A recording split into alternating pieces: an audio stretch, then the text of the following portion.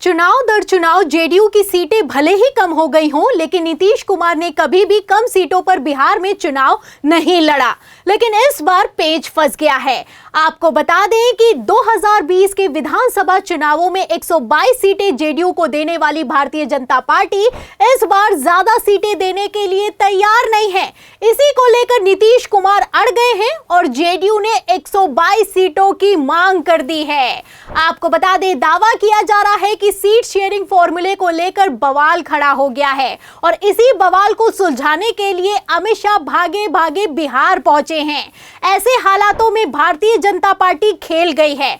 आपको बता दें, अगर बिहार की बात की जाए तो बीजेपी के पास 74 विधायक हैं और जैसे तेवर नीतीश कुमार दिखा रहे हैं, ऐसे हालातों में नीतीश कुमार को 122 सीटें देने का मतलब ही नहीं बनता है। तो फिलहाल नीतीश कुमार के मन में क्या चल रहा है? आखिर क्यों नीतीश कुमार ने प्रधानमंत्री नरेंद्र मोदी से हो रही मीटिंग को अचानक से कैंसिल कर दिया है, आपको बताएंगे। और तो और अमित शाह नीतीश के एक्शन पर कितना भड़के हैं, क्या जबरदस्त रिएक्शन दिया है, उस पर भी आएंगे। लेकिन उसके पहले खबर का बैकग्राउंड फटाफट से बता देते हैं। तो जैसा कि आप जानते हैं कि बिहार में साल के आखिर में चुनाव होने वाला है, लेकिन जैसी बिग ब्रेकिंग चलाई जा रही है, जैसी खबरें निकलकर सामने आ रही हैं, जैसे बिहार से दिल्ली और दिल्ली से बिहार दिन रात चक्कर काटा जा रहा है, ऐसे हालातों में तो ऐसा लगता है कि मानो जनवरी में ही वोटिंग हो जाएगी।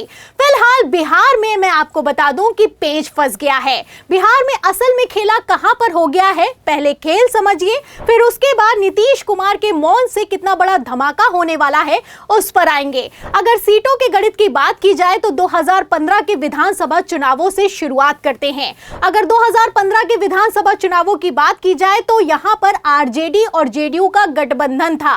दोनों ने 101 सीटों पर चुनाव लड़ा। आरजेडी ने भी 101 सीट पर चुनाव लड़ा, वहीं जेडीयू ने भी 101 सीट पर चुनाव लड़ा। इसमें आप देख सकते हैं कि आरजेडी ने 80 सीटों पर अपनी जीत दर्ज की, वहीं जेडीयू को 71 सीटें मिली। इसमें आप देख सकते हैं, अगर कुल सीटों की बात की जाए तो बिहार में कुल सीटें होती हैं 243 और बहुमत होता है 122 का। तो फिलहाल जैसे ही जेडीयू की सीटें आरजेडी से कम हुई, नीतीश कुमार बिदक गए, नीतीश कुमार भड़क गए। नीतीश कुमार के मन में क्या चल रहा है आरजेडी समझ नहीं पाई और नीतीश कुमार ने 2017 में पलटी मार दी, आरजेडी का साथ छोड़ दिया। जब आरजेडी का साथ छोड़ा तो भारतीय जनता पार्टी के साथ आ गए और जब बीजेपी के साथ आए तो 2017 के बाद 2019 में लोकसभा चुनाव हुए। लोकसभा चुनावों की अगर बात की जाए तो बिहार में कुल सीटें होती हैं 40। इसमें भारतीय जनता पार्टी और जेडीयू ने बराबर की सांठगांठ की। आप देख सकते हैं कि बीजेपी ने भी 17 सीटों पर चुनाव लड़ा और जेडीयू ने भी 17 सीटों पर चुनाव लड़ा, लेकिन भारतीय जनता पार्टी को 17 में से 17 सीटें मिली, मतलब कि 100% स्ट्राइक रेट रहा। वहीं जेडीयू को महज 16 सीटें मिली हैं। आगे आप देख सकते हैं कि किस तरीके से भारतीय जनता पार्टी के दबाव में आकर जेडीयू कम होने लगी, बीजेपी का वर्चस्व छाने लगा, प्रधानमंत्री नरेंद्र मोदी का चेहरा चमकने लगा और इसका असर 2020 के विधानसभा चुनावों में साफ दिखाई दिया। 2020 के विधानसभा चुनावों की अगर बात की जाए तो यहां पर जेडीयू को सीटें मिली 121, वहीं भारतीय जनता पार्टी को 122 सीटें मिली। इसमें से भारतीय जनता पार्टी ने तो 74 सीटें जीत ली, लेकिन जेडीयू 43 सीटों पर सिमट गई। जैसे ही जेडीयू की सीटें कम हुई, नीतीश कुमार के कान खड़े हो गए। नीतीश कुमार फिर से नाराज हो गए और नीतीश कुमार ने फिर से पलटी मार दी। नीतीश कुमार ने बड़ा खेला किया, भारतीय जनता पार्टी का साथ छोड़कर इंडिया गठबंधन के साथ आ गए। इंडिया गठबंधन बनाया गया, किस तरीके से तेजस्वी यादव को उप मुख्यमंत्री बनाया गया आप अच्छे से जानते हैं। इंडिया गठबंधन का संयोजक नीतीश कुमार को बनाया गया, लेकिन इन सब के बावजूद नीतीश कुमार ने अचानक से फिर पलटी मारी और 2024 जनवरी में भारतीय जनता पार्टी के साथ आ गए। उसके बाद आप जानते हैं कि किस तरीके से 2024 लोकसभा चुनाव हुआ। इस लोकसभा चुनाव में भारतीय जनता पार्टी ने 17 सीटों पर, वहीं जेडीयू ने 16 सीटों पर चुनाव लड़ा, लेकिन इसमें दोनों ने 12-12 सीटें जीती। बीजेपी को भी 12 सीटें मिली, जेडीयू को भी 12 सीटें मिली। इसमें आप देख सकते हैं कि जेडीयू अब मजबूत होती हुई दिखाई दे रही है। और जब भी जेडीयू मजबूत होती है तो नीतीश कुमार मजबूत हो जाते हैं। नीतीश कुमार खेला करने की तैयारी कर लेते हैं। नीतीश कुमार दबाव बनाने लगते हैं और ये दबाव भारतीय जनता पार्टी पर साफ दिखाई दे रहा है, क्योंकि भारतीय जनता पार्टी की अगर बात की जाए तो 240 सीटों पर है। ऐसे में बीजेपी के पास बहुमत नहीं है। बीजेपी अपनी बैसाखियों के दबाव में है और ये दबाव नीतीश कुमार लगातार बना रहे हैं। आपको बता दें, जैसे ही बिहार विधानसभा चुनाव नजदीक आए हैं, नीतीश कुमार ने प्रधानमंत्री नरेंद्र मोदी से लेकर गृह मंत्री अमित शाह पर दबाव बनाना शुरू कर दिया है और एक बार फिर से बिहार में 122 सीटों की डिमांड कर दी है। इंटरनल रिपोर्ट निकलकर सामने आई है कि नीतीश कुमार 122 से कम सीटों पर चुनाव लड़ने के लिए तैयार नहीं है और अमित शाह ये सीटें नीतीश कुमार को देने के लिए तैयार नहीं हैं, क्योंकि अमित शाह भी अच्छे से समझते हैं कि नीतीश कुमार जैसे तेवर दिखा रहे हैं, ऐसे में ये आसानी से पलटा पलटी का खेल खेल सकते हैं। और अगर बिहार में ज्यादा सीटें दे दी गई जेडीयू को तो भारतीय जनता पार्टी कैसे अपने दम पर बहुमत हासिल करेगी, सवाल तो इस बात का खड़ा होता है। फिलहाल सीटों को लेकर पेंच फंस गया है और जब भी सीटों को लेकर पेच फंसता है तो नीतीश कुमार पलट जाते हैं। इसीलिए मैंने आपको 2015 से लेकर अभी तक के बिहार के चुनावों के सारे नतीजे दिखाए हैं।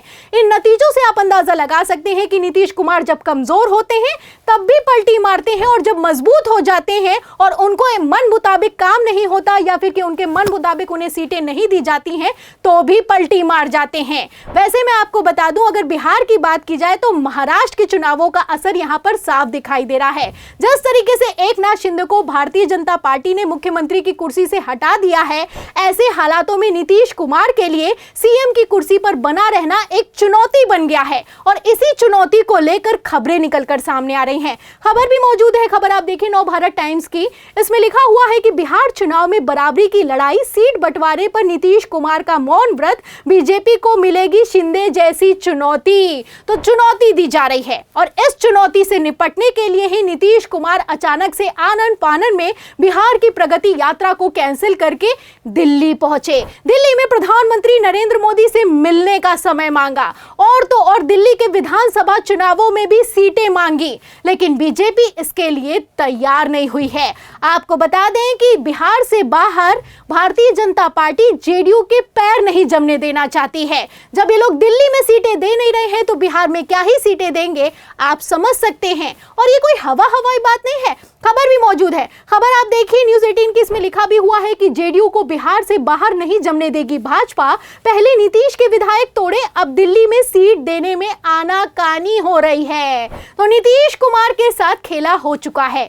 आप देख सकते हैं कि किस तरीके से जेडीयू को अंदर ही अंदर खोखला करने का काम किया जा रहा है। भारतीय जनता पार्टी के नेता नीतीश कुमार की मीटिंग में जाते नहीं हैं और नीतीश कुमार से प्रधानमंत्री नरेंद्र मोदी मीटिंग करने के लिए आते नहीं हैं। ऐसे हालातों में पूरा का पूरा खेल पलटता हुआ नजर आ रहा है। फिलहाल बिहार में क्या होगा क्या नहीं होगा ये तो आने वाला वक्त बताएगा, लेकिन दिल्ली में एनडीए बिखर गया है। आपको बता दें कि दिल्ली में जितन राम मांझी ने अलग चुनाव लड़ने का ऐलान कर दिया है। नीतीश कुमार भी अलग जाते हुए नजर आ रहे हैं। ऐसे में आप समझ सकते हैं कि किस तरीके से अपने ही भारतीय जनता पार्टी की सीटों को कम करने का काम कर रहे हैं। तो दिल्ली में तो एनडीए टूट गया है। अगर यही हाल बिहार में हुआ तो प्रधानमंत्री नरेंद्र मोदी की कुर्सी का क्या होगा? आपको क्या लगता है? आपको क्या लगता है कि क्या भारतीय जनता पार्टी नीतीश कुमार के दबाव में आएगी या फिर कि इस बार फिर से नीतीश कुमार पलटी मार देंगे? इस सवाल के जवाब में इस पूरी खबर पर, सीटों के गणित पर आपकी क्या राय है? क्या भारतीय जनता पार्टी जेडीयू को उनके मन मुताबिक सीटें देगी या फिर कि नहीं देगी?